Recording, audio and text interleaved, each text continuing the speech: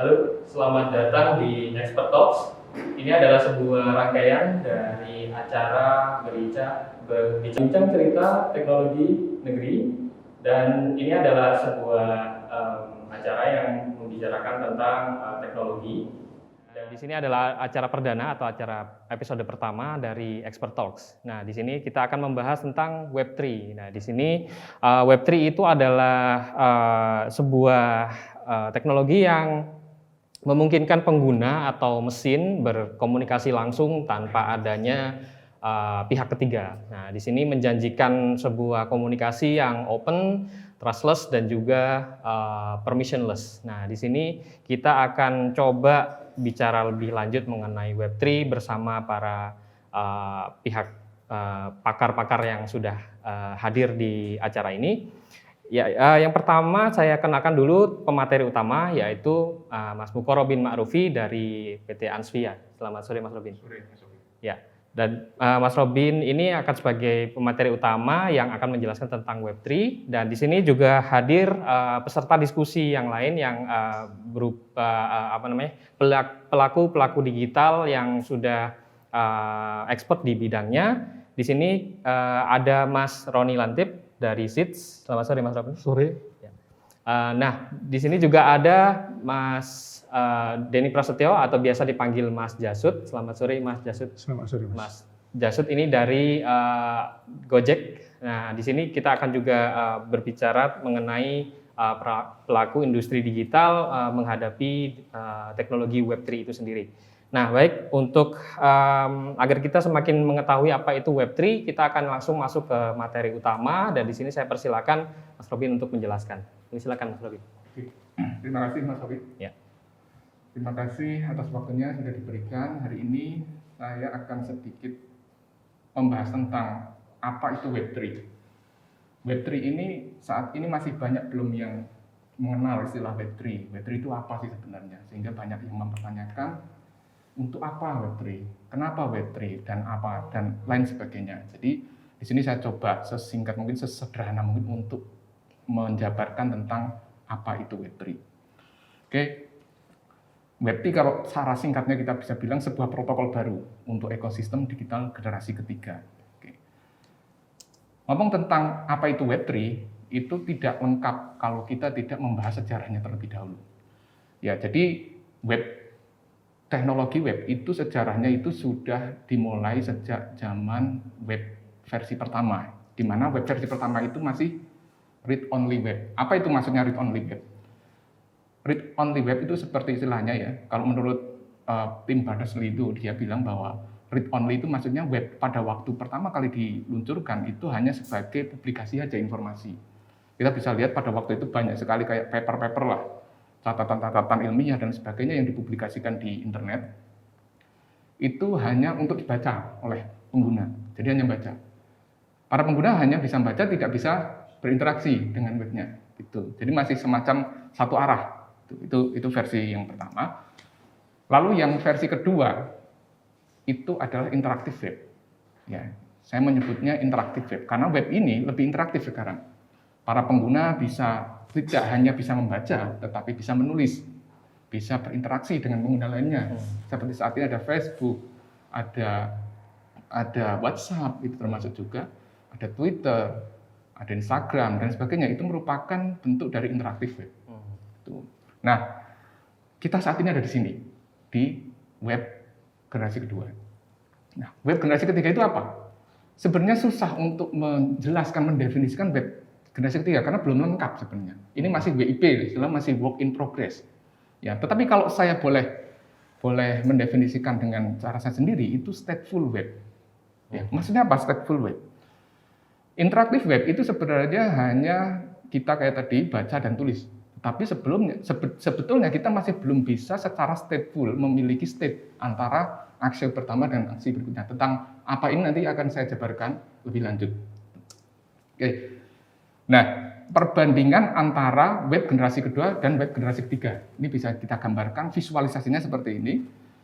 Itu internet, di atas internet itu ada aplikasi. Ya, jadi aplikasi ini jalan di atas internet, dan kita bisa lihat di dalam aplikasi itu ada data, terus ada authorization, terus ada settlement. Nah, jadi 3 ini sebenarnya fungsi komponen yang paling penting di dalam sebuah ekosistem internet. Tetapi itu tidak disediakan oleh internet, tetapi disediakan di layer application atau user application layer. Jadi itu disediakan di level aplikasi. Nah, di sini masalahnya. Ketika data ada di situ, authorization ada di situ, settlement ada di situ, kita tidak bisa menggunakan berinteraksi seperti tadi itu dengan yang lainnya tanpa perantara. Harus menggunakan third party application yang di misalnya ada Facebook, ada Twitter, ada Google, ada PayPal dan lain sebagainya, mereka sebagai perantara semua interaksi itu. Nah, kalau Web3 itu gimana? Web3 itu seperti ini. Ini internet. Di dalam internet itu sudah tersedia authorization, settlement layer, data, dan application. Application ada di dalamnya internet. Kok bisa? Ya bisa. Kalau yang tadi internet itu application sama internet terpisah. Tapi ini bisa disatukan. Jadi Web3 itu bayangannya seperti ini secara visualisasinya. Jadi nanti kita bisa melakukan authorization tanpa perlu pakai OAuth misalnya, tanpa perlu login menggunakan Facebook atau Twitter, langsung di layer internetnya. Kita juga bisa nyimpen data di dalam internet, cuman datanya saat ini masih sangat terbatas. Sehingga beberapa data masih ada di dalam aplikasi. Biasanya data-data yang terbatas inilah yang dipakai untuk masalah privasi, sehingga itu tidak dikontrol oleh aplikasinya. Tapi aplikasi hanya sebagai data pendukung aja. Itu di Web3 itu gambarannya seperti ini. Nah, ini perbandingannya antara Web2 sama Web3. Kalau Web2 itu internet sama application itu kayak minyak sama air ya, dia misah gitu. Internet itu kayak minyaknya, application itu kayak airnya istilahnya, dia misah. Nah, kalau internet itu lebih menyatu dia. Semuanya ada di dalam situ, semua komponennya ada di situ. Nah, web saat ini itu kita bisa sebut sebagai istilahnya nggak lengkap lah, broken ya, bisa kita bilang broken. Kenapa kok broken? Kita tidak bisa, pertama kita tidak bisa mengontrol data kita sendiri. Istilahnya sekali kita melakukan registrasi di dalam sebuah service layanan lain, itu kita sudah menyerahkan data kita. Kita udah nggak bisa mengontrol, mau menghapus dan lain sebagainya udah nggak bisa. Walaupun ada term of service, itu term of service itu hanya sebagai kayak ini loh, kita ngasih jaminan. Tetapi apakah benar dilakukan seperti itu kita nggak ada yang tahu. Ya kan? Misalnya kayak WhatsApp bilang bahwa dia adalah end-to-end encryption, tetapi kita tidak bisa memverifikasi kebenarannya. Benar-benar nggak end-to-end encryption, gitu kan? Nah, itu kita nggak bisa memverifikasi kebenaran itu, sehingga kita nggak bisa kontrol. Gitu. Selanjutnya adalah semua itu tersentralisasi. Jadi di internet yang saat ini semua itu tersentral. Data kita ada di servernya Facebook, misalnya data kita ada di servernya Twitter, ada di servernya pokoknya third party application. Semua yang tersentralisasi itu rawan terhadap SPOF itu, kegagalan single point of failure. Jadi kalau satu sistem mati, down semua. Kok bisa? Kalau bukannya kayak Google nggak bisa down ya? Pernah ya kita bisa. Twitter sebesar Twitter, Google, Facebook itu bisa down. Ya, kita pernah ngalamin itu. Lalu yang kedua adalah kebocoran data masif. Ya. Karena data kita itu ada di dalam satu layer aplikasi, kalau aplikasinya itu broken atau ada celah, kena semua. Berbeda dengan apabila kita datanya kita kontrol sendiri, misalnya ada breach atau kehilangan kata kunci, itu yang kena hanya orang-orang tertentu aja yang kena, tidak masif. Lalu yang ketiga adalah membutuhkan perantara pihak ketiga untuk memverifikasi dan mengawal kesepakatan. Nah ini yang tadi saya sebut sebagai settlement. Jadi memverifikasi dan mengawal. Artinya memverifikasi dan verifikasi bahwa ketika sebuah transaksi terjadi di internet, ada yang memverifikasi benar nggak sebuah transaksi itu, dan ada yang mengawal. Kesepakatan itu harus tereksekusi sesuai dengan yang diharapkan. Sebagai contoh, kita melakukan transfer menggunakan PayPal. PayPal adalah orang third party yang melakukan verifikasi dan mengawal. Misalnya kita beli pakai PayPal, ternyata barang yang datang, PayPal pasti akan bisa di-refund untuk mengembalikan. Itu mengawal. Memverifikasi, artinya ketika kita transfer, PayPal yang akan menjembatani transaksi itu. Ya. Nah, saat ini kita tidak bisa menggunakan langsung direct. Secara natural kan sebenarnya kalau kita melakukan transaksi kan sebenarnya kita bisa direct. Kalau kita di warung, ada kasir di depan kita sebenarnya bisa langsung direct bayar. Tapi kalau kita bayar menggunakan third party, misalnya menggunakan GoPay atau mana, kita kan lewat internet dulu, muter, set baru sampai ke kasirnya, gitu kan. Nah, padahal kalau kita jarak dekat bisa langsung seharusnya. Nah, tapi internet saat ini belum memungkinkan itu. Karena tidak ada yang bisa memverifikasi dan mengawal kesepakatan itu. Gitu. Oke, terus internet yang kita butuhkan itu seperti apa sebenarnya? Yang pertama, kita harus bisa mengontrol data kita sendiri. Data-data yang kita sampaikan itu harus bisa dikontrol, harus selalu tersedia, jangan sampai down. Gitu. Terus, tidak butuh pihak ketiga untuk memverifikasi transaksi elektronik seperti perpindahan kepemilikan, aset digital, dan lain sebagainya. Settlement tadi itu yang kita butuhkan. Yang keempat itu transparan, artinya bisa diaudit, bisa diverifikasi, bisa dicek kebenarannya. Oke. Nah, visi dari Web3 itu apa? Saya belum bisa menyebut bahwa Web3 adalah generasi ketiga yang bakal seperti ini, karena itu masih work in progress. Tetapi mereka sudah bisa ada visinya, sudah menyampaikan ada visi-visinya. Visinya apa sih? Yang pertama, pengguna itu menguasai data mereka sendiri. Itu visinya. Kedua, sistem itu harusnya tidak terpusat, tersebar. Yang ketiga, transaksi antar pengguna seharusnya bisa langsung dan aman. Yang keempat, transparan, bisa diaudit dan diverifikasi kebenarannya. Oke, sekarang kalau kita melihat, ini ada perbandingan antara aplikasi di Web 2 sama aplikasi di Web 3. Perbandingannya yang bagian atas itu di Web 2, itu ada aplikasi-aplikasi, ada browser dan sebagainya, yang bawahnya adalah dApps atau Web 3. Di mana alternatifnya dari Web 2 ke Web 3 ada, bisa kita lihat. Misalnya kayak browser di dApps itu ada Brave. Brave itu browser untuk Web 3. Yang mana semua login dan sebagainya sudah tersedia natif di browsernya. Nah, storage ada IPFS. Kalau di Web 2 ada Dropbox, ada Google Drive. Kalau di Web 2 itu ada IPFS, ada storage. Sekarang yang paling baru itu BitTorrent File System, BTFS. Itu yang ngembain BitTorrent. Itu di storage. Di video itu ada Experti itu namanya, di penggantinya Skype ya. Nah, dan seterusnya. Oke, efek Web3 ini apa sebenarnya? Jadi nanti di industri munculnya Web3 ini akan seperti apa? Dampaknya terhadap ekonomi digital kita itu seperti apa nanti? Yang pertama ya, efek dari Web3 yang jelas akan terjadi itu adalah mempercepat perputaran roda ekonomi. Kok bisa? Karena semua bisa dilakukan secara langsung, tanpa perantara, pertama itu. Sehingga semua prosesnya lebih cepat, transaksinya lebih murah. Karena apa? Hampir bisa dibilang transaction fee-nya itu langsung drop. Karena transaction fee-nya itu tidak ada third party, sehingga transaction fee-nya itu hanya sebagai token di dalam jaringan Web3 aja. Itu di layer internetnya. Ya. Kepastian hak milik yang jelas pada aset digital dan properti intelektual. Kalau saat ini kan belum ada kepastian, legitimasi, semua masih, walaupun saat ini Web3 perlu dukungan regulasi untuk memastikan kayak sekarang kita mungkin kenal istilah NFT ya, non-fungible token. Itu kan non-fungible token, itu adalah cara umat manusia ya, untuk bisa melegitimasi kepemilikan secara digital, sertifikat. Tetapi saat ini itu karena belum ada regulasinya, masih terpecah-pecah, masih istilahnya siloed ya, masing-masing punya klaim bahwa ini milik gitu. Ketika nanti regulasi tercipta ada, itu bisa lebih jelas bahwa NFT ini bisa dijadikan sebagai legitimasi untuk kepemilikan. Oke. Terus ya kita jadi kembali percaya bahwa privasi itu ternyata bisa ada lagi gitu loh. Kepercayaan kita terhadap privasi itu kembali.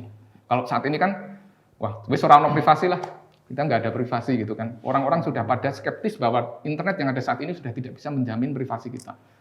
Semua data sudah tersebar. Tuh. Nah, di Web3 itu mengembalikan kepercayaan terhadap privasi data. Oke. Nah, sekarang ngomong tentang Web3 itu perkembangannya udah sampai mana sejauh ini? Karena tadi saya bilang masih WIP atau work in progress. Perkembangan Web3 itu yang pertama yang sudah bisa terjadi itu adalah trustless transaction. Kalau kita melihat Bitcoin itu adalah live demo dari Web3 untuk value transaction. Jadi kalau kita ada nggak sih contoh Web3 Bitcoin? Itu contoh live demonya Bitcoin untuk value transaction. Jadi kalau bilang bahwa blockchain itu hanya value transaction, enggak, blockchain itu bisa untuk macam-macam. Tapi salah satu contohnya adalah untuk value transaction, itu Bitcoin. Itu live demonya itu Bitcoin. Itu trustless transaction. Kita nggak perlu saling kenal untuk saling percaya. Ya, gitu. Trustless maksudnya. Lalu yang kedua adalah full user data control, itu sudah bisa dilakukan di Web3. Nah, yang masih jadi PR atau boleh saya bilang ini masih jadi hal yang tricky itu adalah storage. Ya. Di Web3 itu storage yang gede itu masih jadi hal yang tricky lah sekarang. Walaupun sekarang dalam bermunculan IPFS, BTFS dan sebagainya, tetapi belum ada yang benar-benar bisa terintegrasi secara seamless gitu. Itu masih masalah. Yang masalah itu adalah native front end support ya di front end. Jadi kayak tadi kalau kita saat ini sudah bisa menggunakan browser untuk masuk ke jaringan Web3 tetapi masih pakai extension. Pakai extension untuk apa? Untuk bisa kita mengakses resource di dalam Web3. Extension kayak MetaMask gitu misalnya. Nah, yang kita butuhkan nanti adalah native-nya. Jadi nanti web browser itu natif sudah mendukung itu, sehingga nggak perlu extension lagi. Tuh.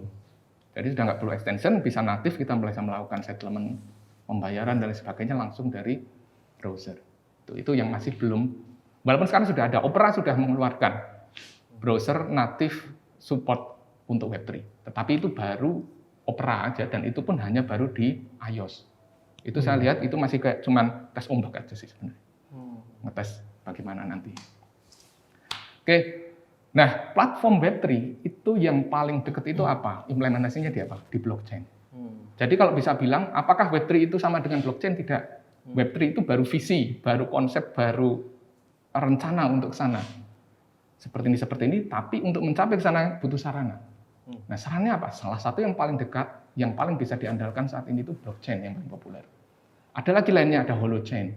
Cara kerjanya berbeda dengan blockchain, tetapi punya visi yang sama. Tuh. Cuman yang paling populer blockchain, jadi yang saya tambahkan di sini hanya blockchain. Tuh. Nah, apa yang perlu kita siapkan untuk ini? Nah, kita bisa mulai diskusi di sini. Menarik. Nah, sekarang kita lanjutkan diskusi, ingin biar lebih seru ini. Kita coba tanya-tanya dulu sama pakar-pakar yang udah ada di sini. Sebagai peserta diskusi ada Mas Lantip. Mas Lantip ini bergerak di bidang teknologi blockchain yang salah satunya menerapkannya di supply chain. Nah, di SITS itu sebagai salah satu pengembang aplikasi supply chain itu kenapa kok memilih menggunakan teknologi blockchain dan apa sih kira-kira tantangannya selama menggunakan blockchain, Mas? Oke, terima kasih. Alasannya tadi sebenarnya udah disampaikan sama Mas Robin ya, permasalahan trust. Jadi ketika kita bicara supply chain antara petani, kemudian ada pool untuk mengumpulkan, misalnya ini kita bicara kopi gitu, tempat mengumpulkan kopinya, lalu kemudian sampai ke end user. Nah ini proses ini, dalam setiap proses ini masing-masing ditinggal. Jadi petani ngumpul ke sini ya udah sampai sana bahwa kopiku sudah diapain, akan jadi apa, diolah seperti apa dia nggak tahu. Kemudian di sisi end user juga taunya oh ini kopi dari produksinya siapa misalnya Nescafe atau siapa kayak gitu. Nggak tahu lagi ini siapa sih sebenarnya benar-benar dari Toraja nggak sih benar-benar kayak gitu-gitu. Nah itu yang berusaha dijawab. Kemudian dipilihlah kemudian blockchain karena itu tadi permasalahan trust itu kemudian apa ya? Kalau bahasanya Mas Robin tadi kan trustless ya. Jadi tadi saya mau tanya soal itu juga. Tapi kalau bahasa saya mungkin mohon dikoreksi kalau kurang tepat. Justru di situ trustnya terdistribusi. Semua orang kemudian saling percaya karena ledger di sini sama open ledger di sini harus sama kan, kayak gitu. Sehingga kemudian dibeli blockchain. Kalau untuk tantangannya saat ini masih POC Mas, jadi belum bisa sampai ke produksi beneran karena memang belum masuk ke chain-nya. Baru masih di sisi POC begitu. Begitu? Ya. Oke, terima kasih. Nah, sekarang kita coba tanyakan ke Mas Jasud nih, kayaknya di Gojek ini kan sebagai raksasa teknologi di Indonesia, ya. Cukup besar nih pengaruhnya di Indonesia, terutama nih di sistem pembayaran digital. Nah, Sempet nggak sih Gojek ini melirik teknologi Web3 yang misalkan blockchain-nya atau teknologinya? Oke, ini sebenarnya agak susah dijawab karena memang kebijakan teknologi apa yang mau dipakai itu kan pasti ngikut sama kebutuhan bisnis. Ya mungkin kalau seandainya di sini saya bisa menempatkan diri sebagai perusahaan konvensional kalau zaman sekarang, yaitu pakai Web 2.0. Kalau saya melihatnya akan seperti ini, Mas. Kan ini juga memang diskusi menarik karena begini. Ketika Web 3.0 saya lihat dari penjelasan Mas Robin tadi ini kan kayak sangat destruktif ya. Maksudnya dalam arti susunannya itu harus dibongkar semua gitu. Saya terus terang sekarang belum melihat atau mungkin belum menemukan kebutuhan untuk contoh untuk GoPay untuk pindah ke Web3. Karena apa? Karena ya itu tadi yang pertama, Web3 ini masih masih baru ya, masih belum. Terus yang paling penting itu sebenarnya kalau memang Web3 ini banyak keuntungannya. Sedangkan kita yang sudah punya layanan yang sudah established seperti GoPay, ini kan butuh migrasi. Gitu. Nah, migrasi ini kan suatu yang nggak simpel Mas ya. Murah juga, murah. Oke, kalau di satu mungkin migrasi di sisi bisnis itu satu hal. Tapi kalau saya sendiri di GoPay dan di Gojek sebagai engineer, saya juga belum menemukan kalau seandainya migrasi secara teknikal bagaimana. Nah kayak gitu. Mungkin bisa jadi diskusi juga kalau yang masih centralized seperti GoPay, semua data kita yang simpan kemudian mau disentralisasi secara teknis pun terus terang saya belum ada bayangan gitu. Jadi sebenarnya masih jadi menarik ya karena memang dan saya yakin sebagian besar di luar sana yang memiliki pasar sekarang perusahaannya masih konvensional seperti GoPay. Jadi mungkin kalau Web 3 itu ingin menjadi pionir berarti kan nggak cuman ide barunya saja, tapi bagaimana dari yang ide lama yang tadi itu bisa migrasi dengan smooth ke ide baru itu. Mungkin seperti itu, Mas. Betul. Terima kasih, Mas Jasud. Nah, sebenarnya kita masih lumayan banyak pertanyaan tentang Web3. Nah, ini mungkin saya undang peserta diskusi untuk bertanya mungkin dari Mas Jasud dulu ya, ketika kayaknya tadi ada lumayan banyak pertanyaan. Kita coba undang dulu, Mas. Monggo Mas, silakan bertanya. Oke, ini saya menarik nih Mas Robin. Kalau ngomongin Web3, ya sebenarnya tadi kalau bisa dibilang saya itu engineer konvensional lah gitu ya, sama-sama. Maksudnya yang masih menggunakan, kita lebih banyak menggunakan Web 2.0 ya, masih seperti itu. Kita masih interaksi aplikasi seperti itu. Nah, sebenarnya seperti ini. Kalau teknologinya GoPay itu kan sebenarnya teknologinya kita buat untuk menyokong model bisnis yang sekarang. Ya, model bisnis sekarang yaitu ya trust-nya itu memang ada di GoPay gitu. Ya monggo uangnya silakan di top up. Yakinlah sama saya kalau uangnya itu akan aman gitu dengan regulasi yang banyak diatur oleh negara. Nah, kalau seandainya saya ingin nih contoh ke Web 3.0, apakah mungkin saya bisa tetap mempertahankan bisnis ini? Atau apakah bisnis sudah ada ini harus kita buang? Kemudian ada bisnis baru yang cocok dengan Web 3 yang harus kemudian maju. Gimana? Ya. Oke, kalau memungkinkan, sangat memungkinkan. Sebenarnya di migrasi, hampir semua aplikasi yang ada di internet saat ini hampir bisa saya bilang mungkin confident-nya saya bilang 80% ya. 80% memungkinkan untuk dimigrasi ke Web3 gitu. Oke, apakah kayak ride hailing kayak misalnya Gojek, terus aplikasi-aplikasi yang WhatsApp yang butuh real time bisa juga di Web3 kan? Bisa ya, bisa, semua itu bisa di Web3 kan. Cuman memang bedanya Web3 ini dengan yang lama memang paling besar itu ada di authentication-nya. Authentication sama authorization-nya.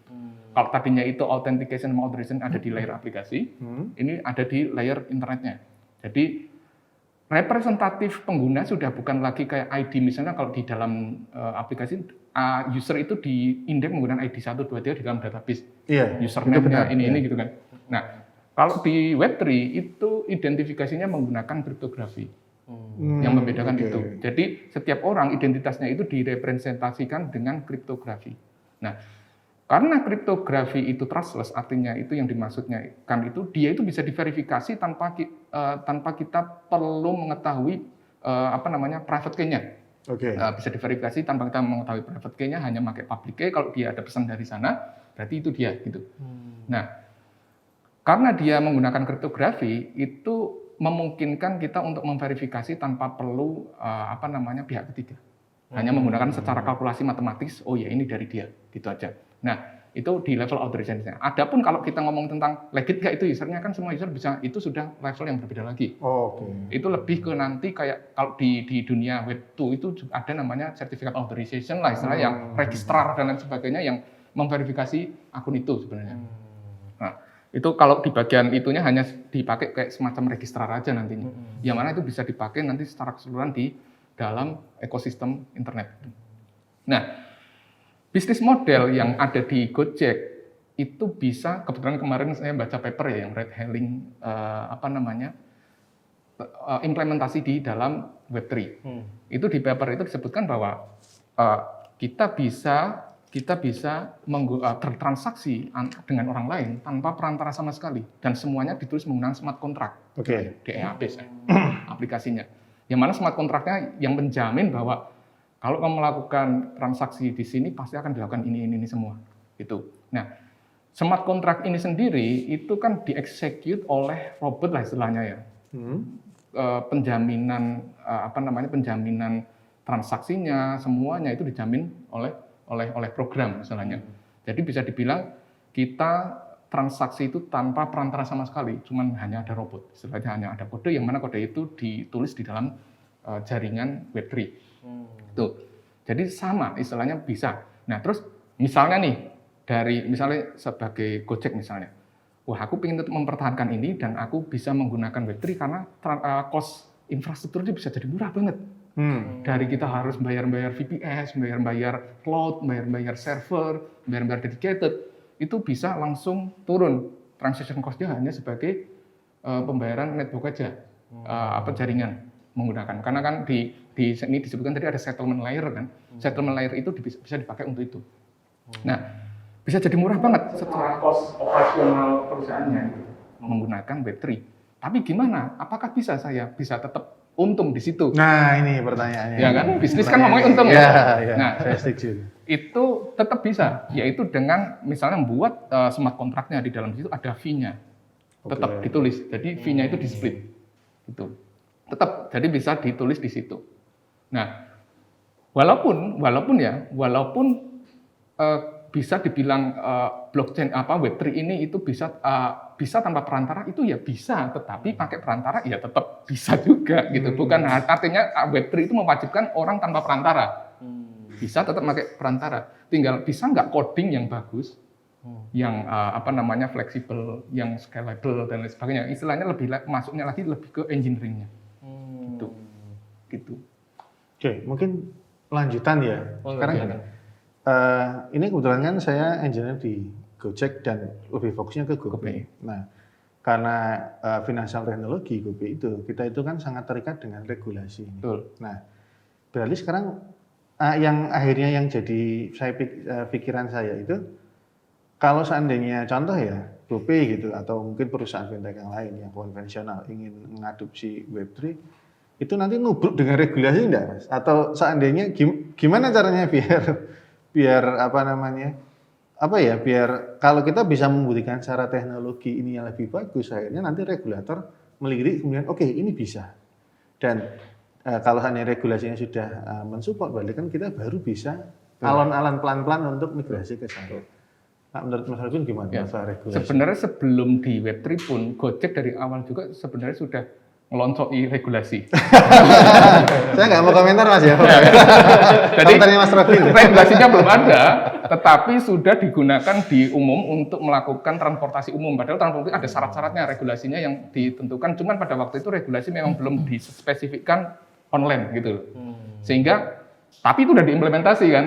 Karena dampaknya lumayan besar. Karena dampak besar. Jadi jawabanku sebenarnya, apakah kita akan bentuk regulasi? Tentu, semua yang baru itu akan bentuk regulasi untuk awal-awal. Tetapi ketika itu nanti terlihat manfaatnya ternyata masalahnya itu lebih besar, itu paling akhirnya nanti regulasi yang akan menyesuaikan. Bagaimana agar walaupun kita pakai Web3, tetapi kita masih bisa ngontrol, tidak bebas secara total. Contohnya adalah kalau kita ngelihat Bitcoin itu nggak bisa dikontrol ya, bebas semuanya nggak bisa dikontrol.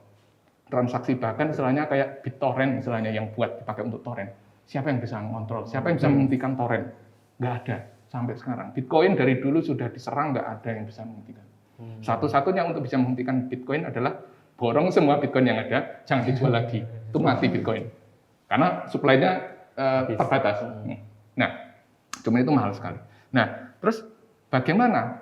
Di sini Web3 itu sebenarnya ada beberapa pendekatan lebih fleksibel, yaitu namanya kalau di dalam Web3 itu istilahnya lebih tepatnya blockchain, yaitu on-chain governance. On-chain governance itu semua peraturannya itu sudah ditulis juga di dalam tadi di dalam Web3. Kontrak atau kontraknya itu? Enggak, itu lebih ke layer internetnya. Oke. Yang mana itu yang ada governance. Maksudnya governance itu mengatur misalnya kayak penyalahgunaan, ada registrar tadi. Registrar juga harus dipilih. Ya apa yang memilih nanti ada kayak kalau di Indonesia apa ya kalau orang registrar itu? Kalau di sini ada Pandi. Pandi, betul. ya. Pandi, nanti ada seperti itu. Nah, Web3 tetap bisa, tetapi regulasinya itu nanti tetap harus tersedia juga di layer networknya tadi. Jadi kalau kita bisa lihat saat ini Web3 itu cuma protokol, regulasi tetap regulasi.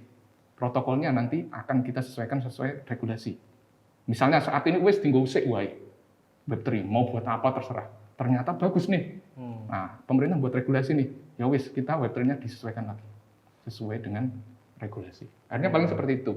Kalau kita nunggu regulasi, bagaimana regulasi bisa membuat sesuatu ketika dia nggak tahu apa yang mau dibuat? Apa ternyata regulasi? Web3 kok yang apa? Web3 aja masih work in progress. Apa yang mau dibuat regulasi? Regulasi itu kan setelah sesuatu terjadi, bukan sebelum terjadi. Relatif semua kayak hukum gantung misalnya. Hukum gantung itu muncul setelah ada kejadian kejahatan. Enggak, kita akan hukum gantung. Untuk apa? Kita belum ada kejahatan. Ya nanti kan ada. Jadi regulasi biasanya akan selalu mengikuti terhadap perkembangan yang ada di masyarakat. Itu seperti itu sih kalau menurut saya. Nah, mungkin saya nyambung masuk ke langsung aja. Iya, seru ini. Ya, saya sendiri kan juga memang tadi udah diceritakan juga bahwa juga mengembangkan soal blockchain. Cuman saya bertanya-tanya ketika terkait dengan Web3 ini adalah roadmap-nya seperti apa sih sebenarnya? Kan gini, kalau kita bicara Web 2.0 gitu ya, itu kan di situ ada beberapa konsorsium yang kemudian itu kayak menjadi acuan. Oh ini akan menuju ke sana. W3C misalnya, kemudian itu browser itu akan mensupport A, B, C, D, E, Web 2.0 menuju ke sana. Nah kalau Web 3.0 itu kira-kira seperti apa? Roadmap, oke. Kita mulai dari sini. Jadi kalau kita melihat dari roadmap seperti apa, karena Web3 ini masing-masing mengklaim kita Web3. Jadi belum ada seseorang yang mengatakan bahwa mana sih yang Web3 yang sebenarnya. Ya kan? Jadi tadi yang ada di slide tadi tentang Web3 itu bisa dibilang itu adalah rangkuman dari yang saya baca tentang orang ini ngomong kayak gini, orang ini ngomong kayak gini, bagian foundation ini ngomong seperti ini. Tak rangkum. Itu hanya jadi kayak generalisnya aja. Nah, Web3 ini contoh yang paling saya kagumi sebenarnya adalah dari Web3 Foundation ini. Ini Web3 Foundation itu mencoba juga untuk memecahkan masalah internet. Ya, masalah internet. Ini juga punya roadmap sendiri.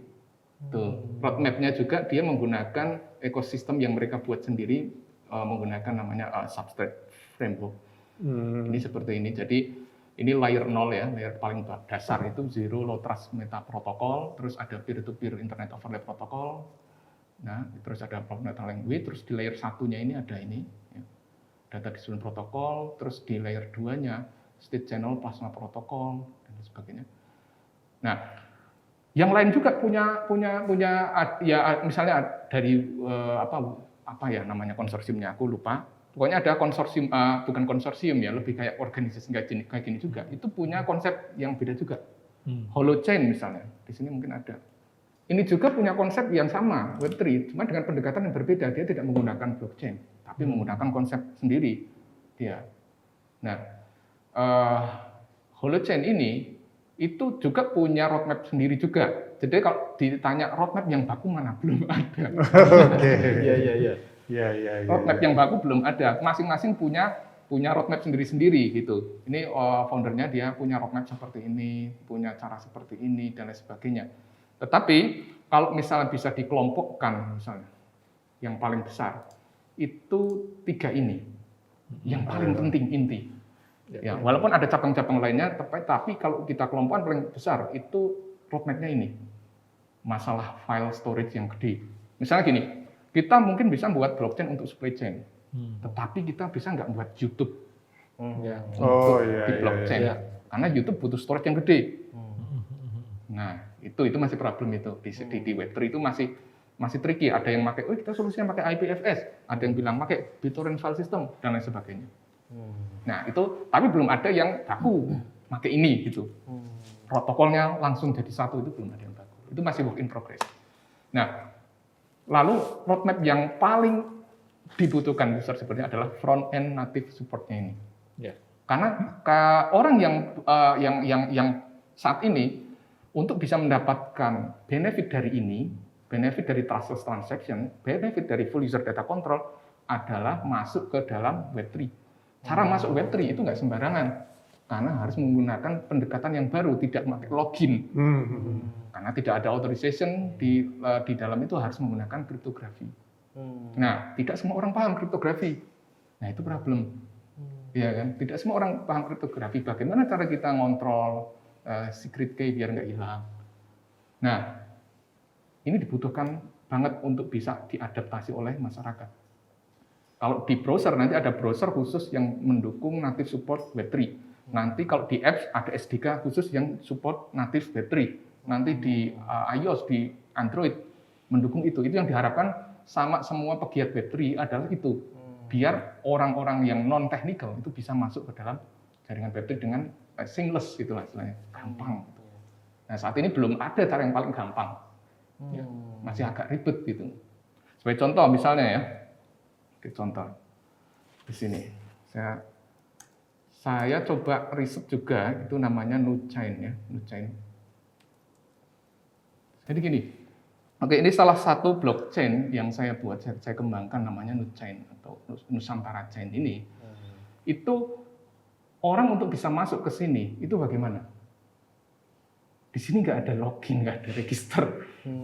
Yang ada hanya akun aja, dan itu ketika buat akun disodorin seperti ini. Ini address publikmu, ini private key-mu. Tapi terus ngapain? Kebanyakan orang yang join ke ini, pemula, itu akan fail untuk nyimpen ini. Sehingga dia lupa. Udah ya, selesai kalau hilang ya. Betul. Kalau orang yang pernah main Bitcoin dari awal-awal langsung paham, ini mau ngopo. Tapi end user yang belum pernah masuk ke Web3, belum tahu ini, dia akan kesulitan. Registernya di mana, caranya gimana, setelah udah jadi, ngapain, kok belum bisa apa-apa, karena harus ada tokennya.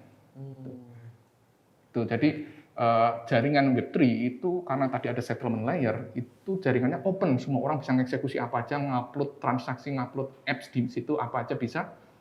Terus bagaimana dengan keamanannya? Keamanannya adalah diamankan dengan token. Nah, token itulah yang akhirnya biar orang pada nyebutnya sekarang apa sebagai cryptocurrency itu. Nah, itu pertanyaannya sebenarnya yang apa sampai sekarang masih agak bingung. Cryptocurrency itu atau uang ya di dalam blockchain itu kan natif gitu ya. Maksudnya karena blockchain itu ada mesti ada cryptocurrency-nya gitu. Nah, itu maksudnya itu gimana sih maksud istilahnya natif di blockchain itu seperti apa? Jadi gini, kalau web tadi itu ada generasinya, web 1, web 2, web 3 itu generasi-generasi, di blockchain juga ada generasinya. Blockchain generasi 1, blockchain generasi 2, dan blockchain generasi ketiga. Blockchain generasi pertama itu Bitcoin. Di mana semuanya, transaksinya semuanya itu menggunakan proof of work. Terus Bitcoin itu fungsinya hanya satu, untuk value exchange, untuk settlement layer aja lah. Cuman buat transaksi value aja, pergantian, pertukaran nilai aja. Fungsinya hanya itu. Tetapi dia mengimplementasikan Web3 sebenarnya. Itu Web3, Bitcoin itu Web3.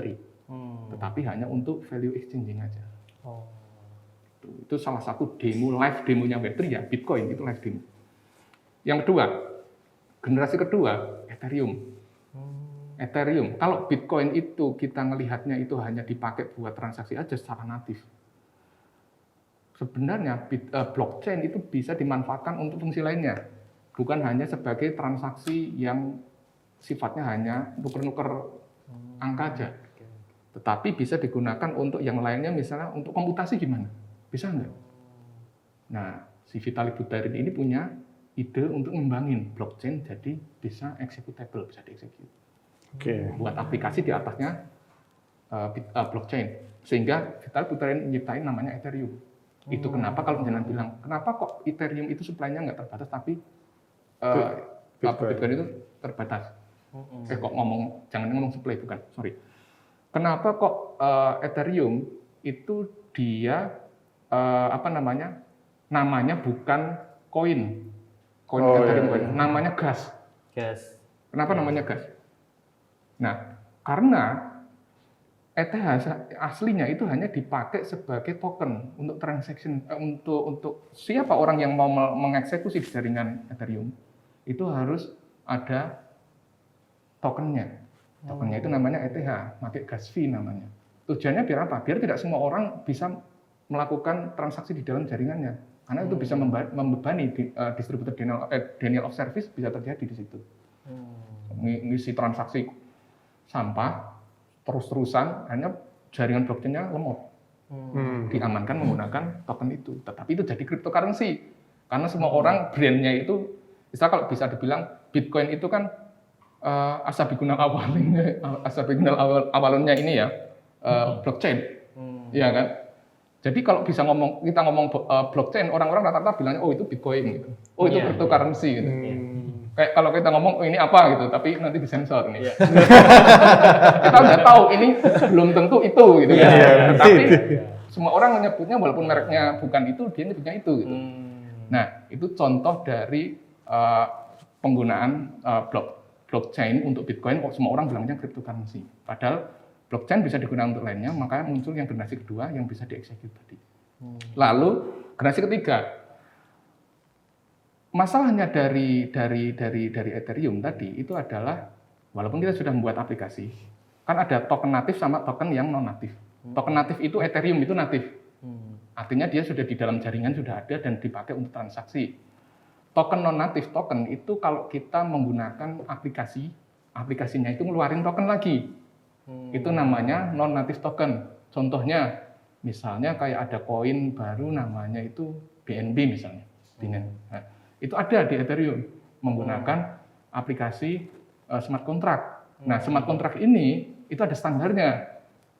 Yang mana untuk penerbitan token saat ini yang paling umum digunakan standar ERC20. Ya, ERC20 token itu sebenarnya spesifikasi yang dibuat oleh komunitas di Ethereum, yang saat ini dipakai di mana-mana kebanyakan untuk buat token. Nah, token-token yang dibuat di layer aplikasi itu bukan native token. Nah, native token itu yang ada di dalam jaringan. Kalau misalnya dilihat di blockchain yang saya buat ini di Nutchain, ini native tokennya itu namanya ARA di sini. M itu maksudnya million. Jadi saat ini supply-nya ada 17 juta ARA supply-nya. Supply-nya ada 17 juta. Ini native token, sehingga kalau kita misalnya melakukan transfer, itu kita ada fee transaction-nya. Ya. Misalnya kita bilang, oh ini Nutchain memang belum di listing ke crypto exchanger dan lain sebagainya di mana. Tapi saat ini udah beberapa aplikasi yang di-upload di sana, dijalankan dan ada demand-nya untuk jalanin aplikasi di situ. Ketika kita membuat smart contract, dApps di situ, biaya cost servernya itu jadi jatuh lebih murah daripada kita pakai cloud. Karena transaksinya itu by call, yang mana itu call-nya per call-nya itu misalnya hanya cuma 1 atau 2 rupiah. 100 call cuma 100 rupiah. Dan kalau nggak dipakai 1 tahun pun nggak hilang, nggak hangus, nggak ada bulanan, nggak ada listrik dan lain sebagainya. Semuanya hanya kamu tahunya bayarnya per call. Logik aja.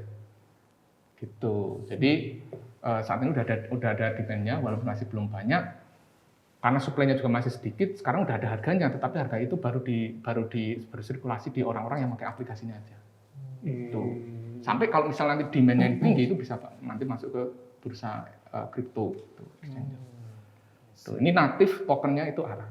Kalau kita mau bilang non-native token-nya itu apa, nanti bisa dilihat di menggunakan kontrak di sini. Saya nggak login di sini, jadi nggak muncul menu kontraknya. Menu kontrak nanti kita bisa coding, terus kita compile dalam bentuk WebAssembly, karena ini kontraknya memakai WebAssembly, nanti diupload, dan itu bisa dieksekut dari node manapun, termasuk node lokal kita sendiri aja bisa. Tanpa perlu server sama sekali, bisa. Menarik. Nah, ini kan kemarin itu lagi hangat-hangatnya masalah perlindungan data pribadi, Mas. Jadi kan di DPR juga sedang digodok lah, sampai sekarang pun juga masih digodok sama pemerintah untuk regulasi perlindungan data pribadi. Nah, kalau di Web3 ini gimana sih caranya menjawab isu itu gitu di Web3? Ya, oke. Perlindungan data pribadi, ya kaitannya sama perlindungan data pribadi sebenarnya yang paling utama itu pintu masuknya sebenarnya. Data itu kan dibutuhkan karena aplikasi pengen tahu kamu itu siapa. Pertama, kamu bisa apa aja di sini nanti kalau punya akses. Untuk bisa punya akses itu harus ada registration. Registration itu untuk membuat kamu itu terpairing dengan ID di dalam sistemnya mereka. Nah, pintu masuk ini, sekali kamu masuk pintu masuk ini, maka kita harus provide data. Kita nggak bisa enggak. Walaupun hanya data palsu, tetap kita harus buat provide data hanya untuk apa? Karena aplikasi butuh tahu kamu siapa. Walaupun itu nggak legit, nggak apa-apa. Yang penting ketika kamu login lagi, kita bisa nyediain sesuatu yang memang punya kamu di dalam aplikasi itu. Nah, problemnya di sini karena authorization itu ada di level aplikasi, tidak bisa ngontrol dari level pertama pintu masuk, nggak bisa ngontrol. Udah data kita udah nggak bisa ngontrol. Kedua, kalau misalnya kita ingin ngakses beberapa resource di dalam aplikasi, kita biasanya ada akses kontrol kan, atau kalau misalnya di aplikasi subscription ada level premium, upgrade, yang mana kita kalau mau pakai fitur ini kita harus provide KTP dan lain sebagainya. Nah, itu adalah pintu di mana kita sudah nggak bisa kontrol data udah sampai situ. Nah, kalau kita pengen benerin itu, kita harus benerin di pintu awalnya, authorization dulu. Begitu authorization beres, yang belakang-belakangnya lebih beres, bisa diatur. Gitu. Nah, pintu awalnya apa? Authorization. Sehingga di Web3 authorization yang paling mandatori diutamakan. Begitu kita bisa authorization tanpa harus serahkan data, sistem tetap bisa tahu kamu siapa dan kita bisa ngasih sesuatu yang sesuai dengan akses kamu. Itu sebenarnya sudah soft, by default sudah soft. Kecuali memang ada data-data yang memang diinginkan. Jadi kalau saat ini sebuah aplikasi itu tidak bisa tidak meminta data karena butuh data itu untuk melakukan sesuatu A, B, C, dan D. Iya. Nah, dengan Web3, data itu hanya jadi mandatori kalau memang mereka minta. Bukan sebagai sesuatu yang dibutuhkan. Tuh. Jadi kalau bilang pakai Web3 yang kita bisnis data gimana? Apakah masih bisa? Bisa. Tetap masih bisa, bukan harus tidak bisa, tapi masih bisa. Itu. Cuman bedanya kalau dulu itu jadi mandatori karena untuk melakukan A, B, C, sekarang ya karena mereka butuh untuk itu, Dok. Artinya kemudian ada kejelasan ya, ini mau buat apa nih kalau mau minta apa gitu kan. Seperti itu. Jadi tetap bisa kita nyerahin data ke orang, tapi udah bukan sebagai kebutuhan, hanya keinginan dari penyedia aplikasi. Kita ingin data ini. Kalau tadinya kan butuh, kita harus nyuplai data ini untuk ini. Nah, kalau misalnya nanti di dalam layer Web3 itu udah ada registrar, udah nggak perlu lagi mengetahui ini siapa. Registrar ya. Jadi Pandi nanti kerjanya lebih banyak, nggak cuma di manajer. Pandi sekarang kalau minggu libur, Mas. Oh, lebih banyak. Nah, kemarin itu gini Mas, ada isu yang terkait dengan blockchain, terutama dengan penggunaan Bitcoin yang cukup masif gitu ya. Ada yang namanya emisi karbon ya dari penggunaan mining, hasil miningnya Bitcoin itu cukup besar dan lagi pula ini Mas jejak karbonnya ketika untuk menambang hanya untuk di Bitcoin aja itu bahkan ada riset hampir setara dengan powernya yang dipakai Denmark selama setahun gitu. Jadi itu cukup besar sekali di Bitcoin gitu ya. Nah, gimana sih kalau misalkan di Web3 apakah dampak-dampak seperti ini bisa dikurangi atau seperti apa? Walaupun sebenarnya Web3 itu tidak related terhadap blockchain sebenarnya. Ya, jadi ini lebih pertanyaan ke blockchain, bukan pertanyaan ke Web3. Karena Web3 itu belum tentu nanti pakai blockchain. Bisa jadi pakai teknologi lainnya, tapi visinya masih sama. Nah, oke, kalau pertanyaannya adalah blockchain ya, saya anggap itu adalah pertanyaan blockchain. Blockchain itu ada generasi kayak tadi itu, ada 1, 2, dan 3. Generasi pertama dan generasi kedua itu masih mahal memang prosesnya, karena mereka masih mengandalkan proof of work.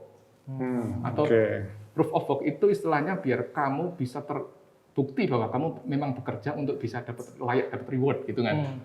Nah, proof of work ini masalahnya adalah dia tidak eco-friendly, istilahnya Tidak go green Mas ya? betul sekali, tidak Gojek Green.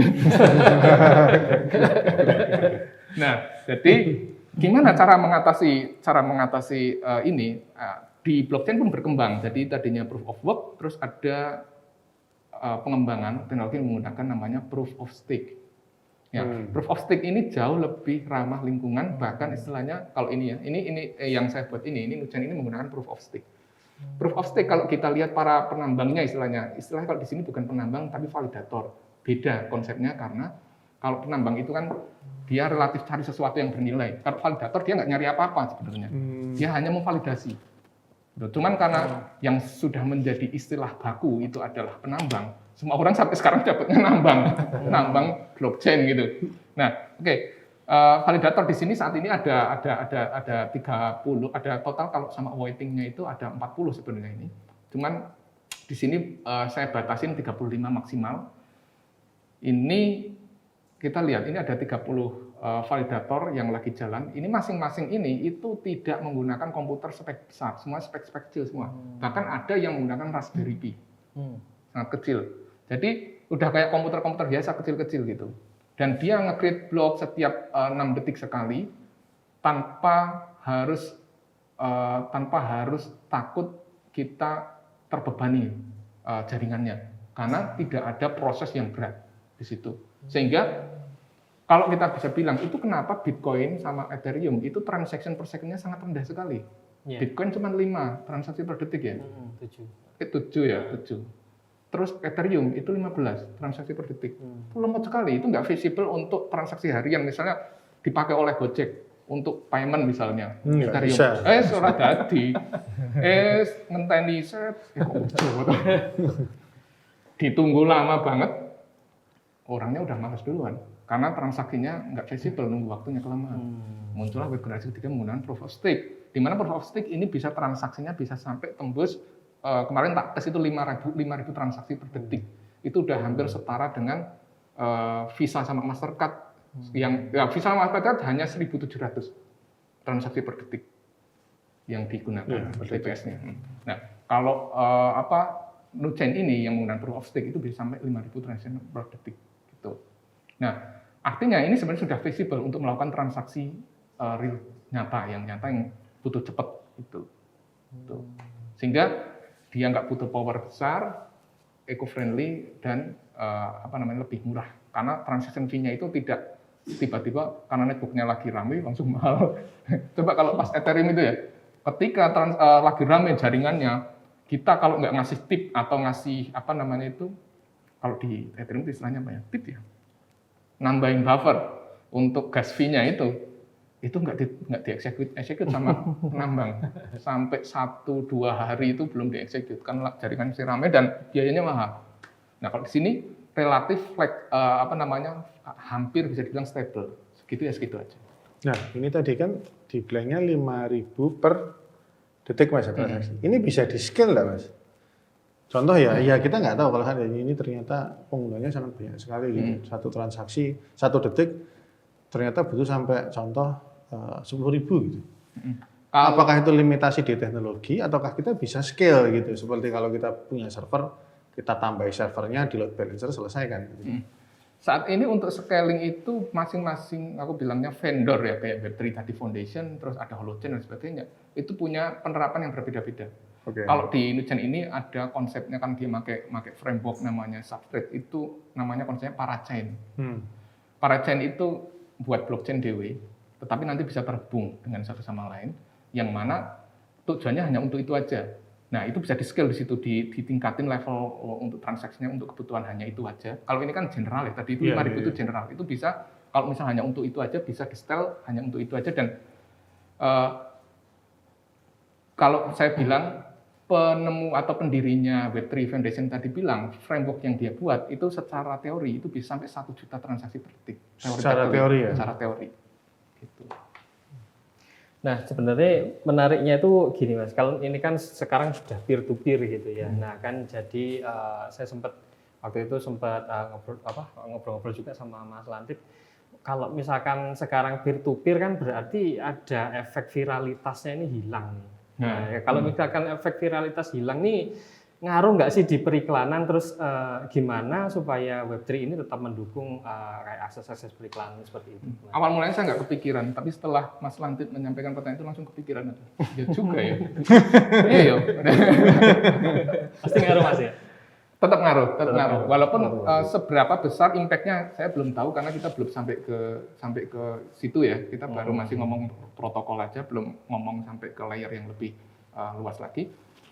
Cuman kalau saya menyampaikan ini baru hipotesis saja, hipotesis pengaruhnya.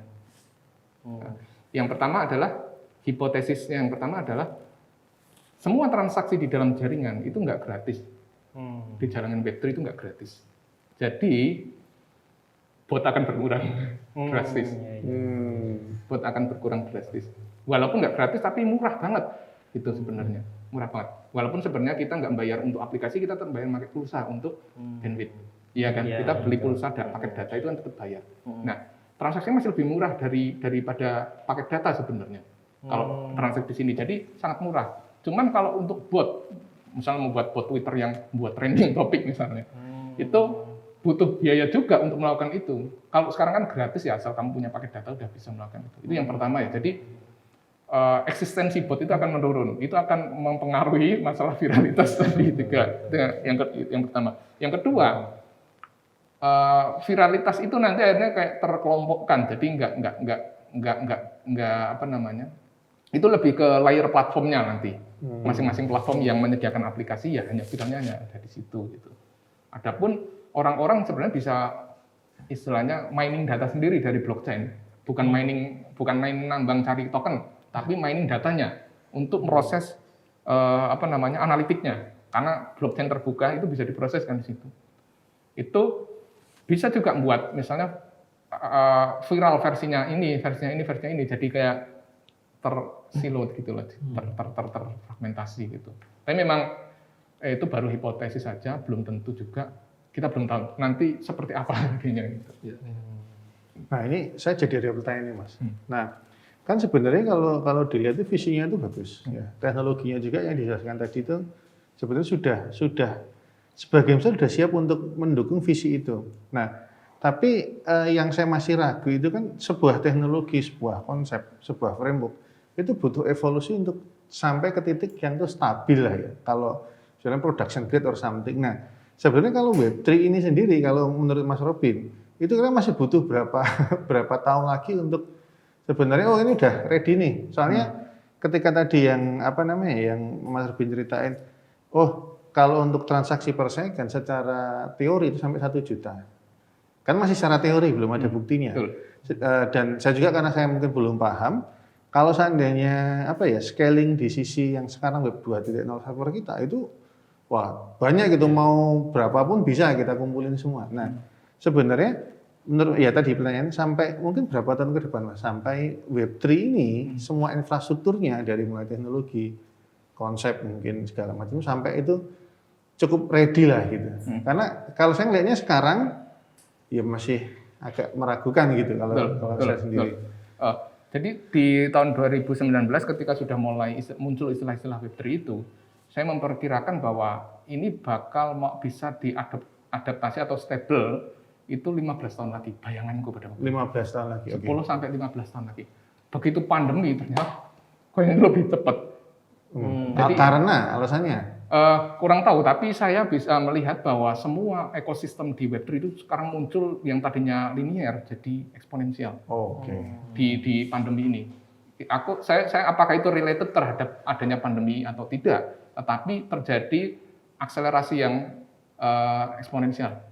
Sehingga wah ini kayaknya nggak sejauh yang tadi saya duga. Misalnya tadinya 10 atau 15 tahun bisa lebih dekat. Bisa lebih dekat. Jadi kalau misal kapan fixnya saya tetap tidak bisa memprediksi karena itu juga terjadi apa yang akan terjadi. Tapi kalau misalnya boleh saya bilang paling aman itu 5 tahun. 5 tahun ya. Paling aman Web3 itu menuju stable. Itu.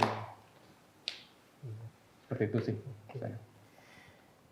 Oke, sepertinya waktunya sudah akan selesai. Mungkin saya tutup dulu ya. Ini terima kasih atas waktunya untuk Mas Mukorobin Ma'rufi. Terima kasih waktunya untuk Mas Denny Prasetyo dan juga Mas Tony Lantip. Nah, di sini sebenarnya Web 3.0 itu adalah generasi baru dari web gitu ya. Dan memang akan mengubah cara berinteraksi kita dengan dunia digital. Tapi apakah Web 3.0 ini adalah masa depan dari internet? Kita masih belum bisa tahu. Jadi tentu masih banyak hal yang perlu banyak dibenahi di sini dan masih banyak PR yang perlu dikerjakan oleh Web 3.0 dan kita berharap gitu ya bahwa memang yang dijanjikan sama Web 3.0 itu tentang masalah keterbukaan dan tentang masalah keamanan data itu dapat diwujudkan gitu ya dan memang seolah-olah ini menjanjikan sesuatu yang besar. Jadi terima kasih atas partisipasinya untuk para expert yang sudah hadir di sini dan terima kasih telah menyaksikan Expert Talks ya. Kita akan bertemu lagi di lain waktu. Sampai jumpa.